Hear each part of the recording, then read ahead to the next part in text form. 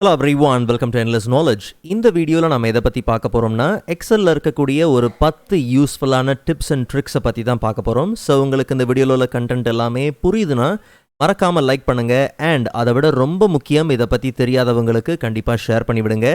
And நீங்கள் இன்னுமே சேனலை சப்ஸ்கிரைப் பண்ணாமலே பார்த்துட்டு இருக்கீங்கன்னா மறக்காமல் சப்ஸ்கிரைப் பண்ணுங்கள். அண்ட் சப்ஸ்கிரைப் பண்ண கையோட பக்கத்தில் இருக்கக்கூடிய பெல் ஐக்கனை கிளிக் பண்ணி ஆல் நோட்டிஃபிகேஷன்ஸை மறக்காமல் எனேபிள் பண்ணிக்கோங்க.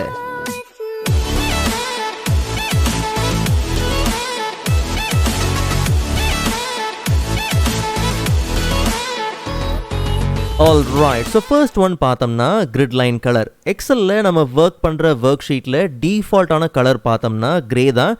ஒருவேளை ஒவ்வொரு ஷீட்டுக்கும் நீங்கள் டிஃப்ரெண்ட் கலர்ஸை மெயின்டைன் பண்ணணும் அப்படின்னு நினைக்கிறீங்கன்னா தாராளமாக நீங்கள் கலரை சேஞ்ச் பண்ணிக்கலாம். ரொம்ப சிம்பிள், ஜஸ்ட் நம்ம ஷீட்டை செலக்ட் பண்ணிக்கலாம். ஃபைல் டேப்பில் ஆப்ஷன்ஸ்குள்ளே போயிடலாம். அங்கே நமக்கு அட்வான்ஸ்டோட கேட்டகரியில் display options for this work ஷீட்டுங்கிற இந்த செக்ஷனில் பார்த்தோம்னா கிரிட் லைன் கலர் உண்டு. ஆட்டோமேட்டிக் கலர் கிரே தான். ஒருவேளை உங்கள் தேவைக்கு ஏற்ற மாதிரி கலர்ஸை நீங்கள் சேஞ்ச் பண்ணுறீங்க அப்படிங்கிற பட்சத்தில் எந்த ஷீட்டை ஃபோக்கஸ் பண்ணுறீங்க அப்படிங்கிறத மேலே பார்த்தீங்கன்னா நீங்கள் செலக்ட் பண்ணணும். பிகாஸ் நம்ம எந்த ஷீட்டை செலக்ட் பண்ணிட்டு வந்தோமோ அதுதான் பார்த்தீங்கன்னா அந்த ட்ராப் டவுனில் செலெக்ஷனில் இருக்கும். ஒருவேளை டிஃப்ரெண்ட் ஷீட்டை நீங்கள் ஃபோக்கஸ் பண்ணுறீங்கன்னா அந்த ஷீட்டை செலக்ட் பண்ணிவிட்டு அண்ட் கிரிட் லைன் கலரை உங்கள் தேவைக்கு ஏற்ற மாதிரி தாராளமாக நீங்கள் சேஞ்ச் பண்ணிக்க முடியும். செகண்ட் ஒன் பார்த்தோம்னா ஷீட்டோட நேவிகேஷன். பாட்டமில் பார்த்தாலே தெரியும் நிறைய ஷீட்ஸ் இருக்குது. ஒருவேளை சில ஷீட்லாம் ஆக்சஸ் பண்ணணும் அப்படிங்கிற பட்சத்தில் நாம் கஷ்டப்பட்டு ஆக்சஸ் பண்ணுற மாதிரி இருக்கும். இல்லைனா இந்த ஹரிசாண்டல் ஸ்க்ரோல் ஏரியாவை கம்ப்ளீட்டாக ரெடியூஸ் பண்ணுற மாதிரி இருக்கும். ஓகே, பட் என்ன விஷயம்னா நம்ம ஷீட்ஸ் எல்லாத்தையும் ஈஸியாக நீங்கள் ஆக்சஸ் பண்ணுறதுக்கு, நேவிகேட் பண்ணுறதுக்கு ரொம்ப சிம்பிள். கீழே இருக்கக்கூடிய அந்த நேவிகேஷன் ஏரோ இருக்கு இல்லையா, அந்த ஏரோவை ஜஸ்ட் நீங்கள் ரைட் கிளிக் பண்ணாலே போதும். அப்போ நமக்கு ஆக்டிவேட் அப்படிங்கிற டயலாக் பாக்ஸ் பார்த்தீங்கன்னா பாப்அப் ஆகும். ஸோ இதில் எந்த ஷீட்டை நீங்கள் ஆக்டிவேட் பண்ண விரும்புகிறீங்க, எந்த ஷீட்டுக்கு நீங்கள் நேவிகேட் பண்ண விரும்புகிறீங்களோ அந்த ஷீட்டை செலக்ட் பண்ணி ஓகே கொடுத்தாலே போதும். ஒருவேளை 20க்கு மேற்பட்ட ஷீட்டை நீங்கள் மெயின்டைன் பண்ணுறீங்க, அதெல்லாம் இந்த கீழே பாட்டம் ஏரியாவில் உங்களுக்கு பத்தலை, அது விஷுவலாக இல்லைங்கிற பட்சத்தில் ஈஸியாக நீங்கள் நேவிகேட் பண்ணுறதுக்கு இந்த ஏரோவை நீங்கள் ரைட் கிளிக் பண்ணாலே போதும். அப்போ ஆக்டிவேட் அப்படிங்கிறது வரும். ஷீட்டுக்கு ஈஸியாக நீங்கள் நேவிகேட் பண்ணுறதுக்கு ரொம்பவே வசதியாக இருக்கும். அண்ட் ஈவன் என்னென்ன ஷீட்ஸை இந்த ஒர்க் புக்கில் நீங்கள் ஹோல்ட் பண்ணுறீங்க அப்படிங்கிற அந்த லிஸ்ட்டை தெரிஞ்சுக்கிறதுக்கும் இது உண்மையிலே யூஸ்ஃபுல்லாக இருக்கும்.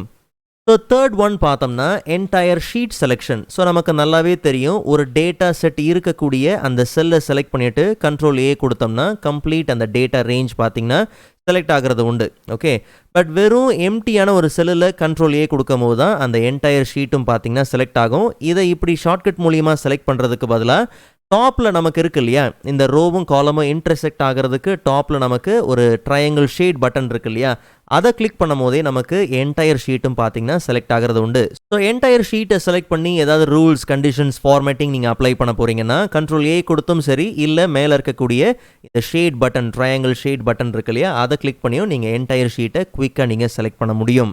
சரி, ஃபோர்த் ஒன் பார்த்தோம்னா thousands and millions number format. நல்லா கவனிங்க, இங்கே நமக்கு 2916 இருக்கு இல்லையா, பட் நமக்கு இது தௌசண்ட்ஸ் ஃபார்மேட்டில், அதாவது 2.9K, இப்போ கீழே 3.8K இந்த மாதிரியான நம்பரிங் ஃபார்மேட்லேயும் அண்ட் இங்கே இருக்கக்கூடியது மில்லியன்ஸ் அப்படிங்கிற ஃபார்மேட்லேயும் பார்த்தீங்கன்னா தேவை. ஸோ கஸ்டம் ஃபார்மேட்டிங் கொடுக்க போகிறோங்கிறதுனால ஜஸ்ட் அந்த ரேஞ்சை செலக்ட் பண்ணிவிட்டு கண்ட்ரோல் 1 கொடுத்து போயிடலாம். ஸோ கஸ்டம் செக்ஷனுக்குள்ளே போயிடலாம். டைப்பில் நமக்கு தேவையான ஃபார்மேட்டை என்ட்ரு பண்ணிக்கலாம். ஸோ 0.0, ஸ்பேஸ் கொடுத்து தௌசண்ட்ஸ்க்கு நமக்கு கே தான் தேவை. ஸோ அப்போ நம்ம என்ன பண்ணலாம், டபுள் கோட்குள்ளே கே அப்படிங்கிறத கொடுத்துட்டு ஜஸ்ட் நம்ம ஓகே கொடுத்துடலாம். ஸோ இப்போ கவனித்து பார்த்தோம்னா 2.9K, 3.9K, ஜஸ்ட் நம்ம கொஞ்சம் ரீஃப்ரெஷ் பண்ணி பார்ப்போம். அதுக்கு ஏற்ற மாதிரி பார்த்தோம்னா இங்கே நமக்கு அந்த நம்பரிங் ஃபார்மேட் பக்காவாக பார்த்தீங்கன்னா சேஞ்ச் ஆகிருக்கும்.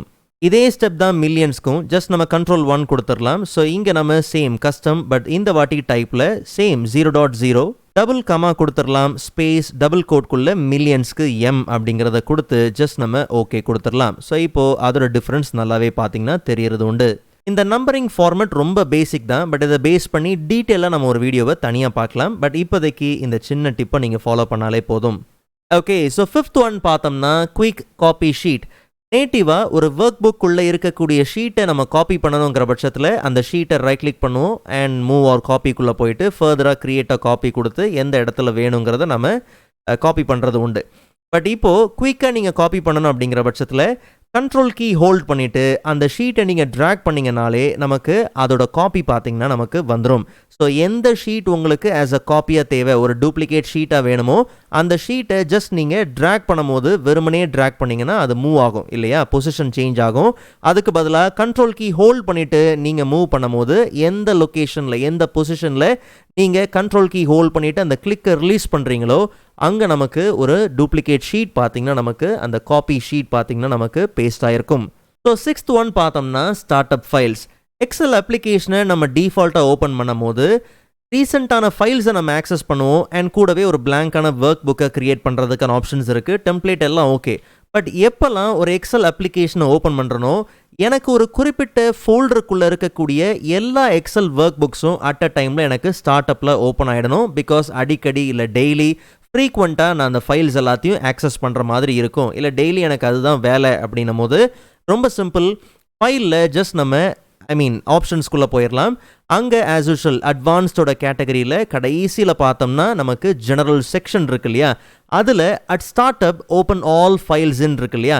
ரொம்ப சிம்பிள். ஜஸ்ட் எந்த ஃபோல்டரில் இருக்கக்கூடிய ஃபைல்ஸை ஆக்சஸ் பண்ணணுமோ அந்த ஃபோல்டருக்குள்ளே போயிட்டு ஃபோல்டருக்கு உள்ளே போனதுக்கப்புறம் அட்ரஸ் பாரை கிளிக் பண்ணோம்னா அந்த அட்ரஸ் நமக்கு கிடைச்சிடும். லொக்கேஷன் அட்ரஸ் இருக்கு இல்லையா, கண்ட்ரோல் C கொடுத்து காப்பி பண்ணிடலாம். அண்ட் நம்ம காப்பி பண்ண அட்ரஸை ஜஸ்ட் நம்ம இந்த டெக்ஸ்ட் ஏரியாவில் நம்ம கண்ட்ரோல் V கொடுத்து என்ன பண்ணிடலாம், பேஸ்ட் பண்ணிடலாம். Just okay. அண்ட் இதுக்கப்புறம் நான் எப்போல்லாம் எக்ஸல் அப்ளிகேஷன் ஓப்பன் பண்ணுறனோ இந்த ஃபோல்டருக்குள்ளே இருக்கக்கூடிய இந்த 3 ஒர்க் புக்குமே பார்த்தீங்கன்னா ஸ்டார்ட் அப்பில் நமக்கு ஓப்பன் ஆகிடும். ஸோ கவனித்து பார்த்தீங்கன்னா 3 ஃபைல் கீழே நல்லா கவனித்து பாருங்கள், டாஸ்க் பாரை 3 ஃபைல்ஸும் பார்த்தீங்கன்னா ஓப்பன் ஆகிருக்கு. ஸோ இப்படி ஸ்டார்ட் அப்பில் எனக்கு ஒரு ஃபைல் ஓப்பன் ஆகணும், ஒரு ரிப்போர்ட் இருக்குது, ஒரு கண்டென்ட் ஒன்று இருக்குது, அது எனக்கு அந்த ஃபைல் கண்டிப்பாக ஓப்பன் ஆகிடணும் அப்படின்னும் போது இப்படி தாராளமாக நீங்கள் என்ன பண்ணலாம், உங்களோட ஈஸி ஆக்சஸ்க்கு தாராளமாக நீங்கள் ஸ்டார்ட் அப் ஃபைலாகவும் செட் பண்ணிக்க முடியும். இல்லை ப்ரோ எனக்கு இதுக்கப்புறம் இந்த ஸ்டார்ட் அப் அவசியமாக இருக்காது அப்படின்னும் போது சேம் அதே ஸ்டெப் தான். ஃபைல் ஆப்ஷன்ஸில் அட்வான்ஸில் ஜெனரல் செக்ஷனில் போயிட்டு நாம் அங்கே பேஸ்ட் பண்ணியிருந்த அந்த அட்ரஸை கிளியர் பண்ணிட்டாலே போதும். இதுக்கப்புறம் நம்ம எக்ஸல் அப்ளிகேஷனை ஓப்பன் பண்ணும்போது நமக்கு எந்த விதமான ஸ்டார்ட் அப் ஃபைல்ஸும் பார்த்திங்கன்னா ஓப்பன் ஆக போகிறது கிடையாது. ஆஸ் யூஷுவல் நேட்டிவ் ஆப்ஷன்ஸே பார்த்திங்கன்னா நமக்கு இருக்கும். சரி, 7th ஒன் பார்த்தோம்னா வெரி ஹிடன் ஷீட். நல்லா கவனிங்க, விசிபிள் அப்படிங்கிற இந்த ஷீட் இருக்குது. நார்மலாக ஒரு ஷீட்டை நம்ம எப்படி ஹைட் பண்ணுவோம், எப்படி அன்ஹைட் பண்ணுவோங்கிறது நமக்கு தெரியும். ரைட் கிளிக் பண்ணுவோம், ஹைட் அப்படின்னு கொடுத்து ஹைட் பண்ணிடுவோம். நாம் மட்டும் இல்லை, யார் வேணாலும் இதை செக் பண்ண முடியும். ஜஸ்ட் ஏதாவது ஒரு ஷீட்டில் ரைட் கிளிக் பண்ணோம்னா அன்ஹைட் கொடுக்கும் போது எந்த ஷீட்டில் அங்கே ஹைட் ஆயிருக்கு அப்படிங்கிற லிஸ்ட் வந்துடும். அதில் எதை நம்ம அன்ஹைட் பண்ண போகிறோமோ அதை செலக்ட் பண்ணி ஓகே கொடுத்து நம்ம அன்ஹைட் பண்ணிடலாம். பட் வெரி ஹிடன் ஷீட் அப்படிங்கிறது ரைட் கிளிக் பண்ணி அன்ஹைட் கொடுத்தாலுமே கூட நமக்கு அந்த ஷீட் அந்த லிஸ்ட்டில் வரப்போகிறது கிடையாது. ரொம்ப சிம்பிள். Alt F11 கொடுத்து நம்ம VBA எடிட்டர் ஓப்பன் பண்ணிக்கலாம். ஸோ அங்கே நம்மளுடைய இந்த ஷீட் 1 விசிபிள் இருக்கு இல்லையா, அந்த ஷீட்டை செலக்ட் பண்ணி F4 கொடுத்து ப்ராப்பர்ட்டிஸை ஓப்பன் பண்ணிடலாம். விசிபிள் இருக்கு இல்லையா, ஷீட் விசிபிள், அதில் ஷீட் வெரி ஹிடன் அதாவது 2 அப்படிங்கிறத நம்ம செலக்ட் பண்ணிவிட்டு ஜஸ்ட் நம்ம சேவ் பண்ணிவிட்டு க்ளோஸ் பண்ணிடலாம். அண்ட் இப்போது பாட்டமில் ஷீட்டோட லிஸ்ட்டை கவனித்து பார்த்தோம்னா அங்கே நமக்கு விசிபிள்ங்கிற ஷீட் இல்லை. ரைட் கிளிக் பண்ணி பார்த்தோம்னா அன்ஹைடுங்கிற ஆப்ஷனும் பார்த்தீங்கன்னா ஆக்டிவாக இல்லை. உதாரணத்துக்கு ஜானுங்கிற இந்த ஷீட்டை ஹைட் பண்ணியாச்சு. ரைட் கிளிக் பண்ணும்போது அன்ஹைடுங்கிற ஆப்ஷன் இப்போ ஆக்டிவாக இருக்குது. பட் அன்ஹைட்குள்ளே போகும்போது பார்த்தோம்னா ஜானுங்கிற ஷீட் மட்டும்தான் இருக்கே தவிர ஹிடனில் இருக்கே தவிர அதை நம்ம என்ன பண்ணலாம், அன்ஹைட் பண்ணிக்கலாம். விசிபிள்ங்கிற ஷீட் இந்த லிஸ்ட்டில் பார்த்தீங்கன்னா வரல. ஒருவேளை வெரி ஹிடன் ஷீட்டில் இருந்து நீங்கள் அதை அன்ஹைட் பண்ணணும் அப்படிங்கிற பட்சத்தில் ரொம்ப சிம்பிள். சேம் Alt F11 கொடுத்து VBA எடிட்டர் நீங்கள் லான்ச் பண்ணுங்கள். எந்த ஷீட் விசிபிள்ங்கிற இந்த ஷீட் தான் நமக்கு ஹிடனில் இருக்குது, அந்த ஷீட்டை செலக்ட் பண்ணிவிட்டு F4 கொடுத்து ப்ராப்பர்ட்டிஸ். F4 நீங்கள் கிளிக் பண்ணும் போது ஆக்சஸ் ஆகலை வரலன்னும் போது கீபோர்டில் FN கீயை ஹோல்ட் பண்ணிவிட்டு F4 கீ ப்ரெஸ் பண்ணுங்கள். அதுவும் டிஃபிகல்ட்டாக இருக்குது அப்படின்னும் போது மேலே நமக்கு ப்ராப்பர்ட்டிஸ் விண்டோ இருக்குது, கிளிக் பண்ணி நீங்கள் இந்த ப்ராப்பர்ட்டிஸ் ஓப்பன் பண்ணிங்கன்னா விசிபிளில் ஷீட் வெரி ஹிடன் இருக்கு இல்லையா, அதை நீங்கள் ஷீட் விசிபிளுக்கு நீங்கள் சேஞ்ச் பண்ணுங்கள். பட் இந்த ஆப்ஷன் எப்போ ஒர்க் ஆகாதுன்னா உங்கள் ஒர்க் புக்கில் ஒரே ஒரு ஷீட்டு தான் இருக்குன்னா இந்த ஆப்ஷனை நீங்கள் வெரி ஹிடன் ஷீட்டுக்கு வைக்கும் போதே எரரை நீங்கள் ஃபேஸ் பண்ணுற மாதிரி இருக்கும். 2 இல்லை 2க்கு மேற்பட்ட ஷீட்ஸ் இருந்தால் தான் நீங்கள் அட்லீஸ்ட் ஏதாவது ஒரு ஷீட்டை வெரி ஹிடன் ஷீட்டுக்கு கொண்டு போக முடியும். அதில் கவனமாக இருங்க. அண்ட் இப்போ நமக்கு அந்த விசிபிள் ஷீட்டும் பார்த்தீங்கன்னா ஆக்டிவாக வந்தாச்சு.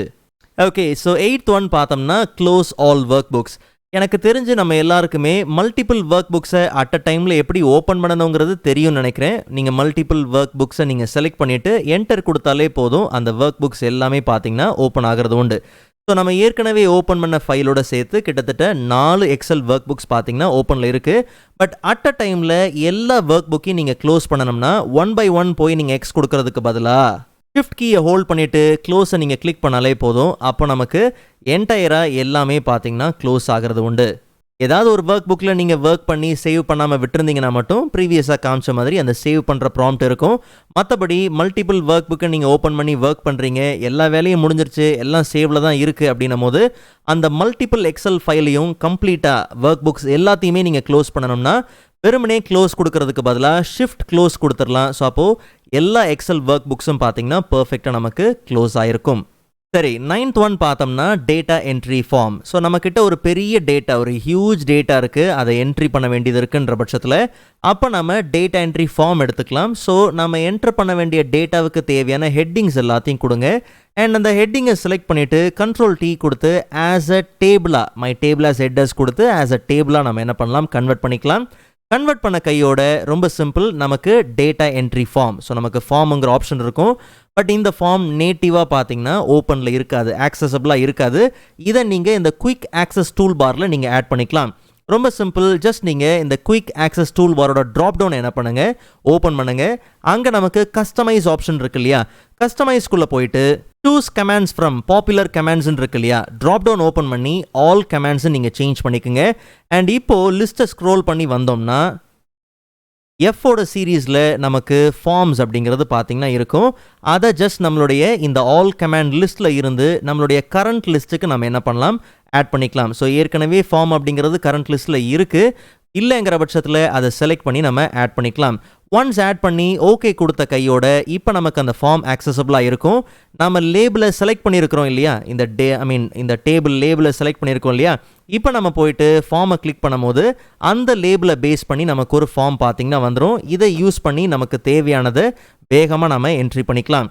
ஸோ ஒரு பேசிக்காக ஜஸ்ட் நான் இப்போ என்ன பண்ணுறேன், வேகமாக ஒரு செல்லில் நம்ம என்ன பண்ணுறோம், என்ட்ரு பண்ணுறோம். அண்ட் அடுத்ததுக்கு போகிறதுக்கு, அடுத்த ஃபீல்டுக்கு போகிறதுக்கு டேப் நீங்கள் என்ன பண்ணலாம், யூஸ் பண்ணலாம்.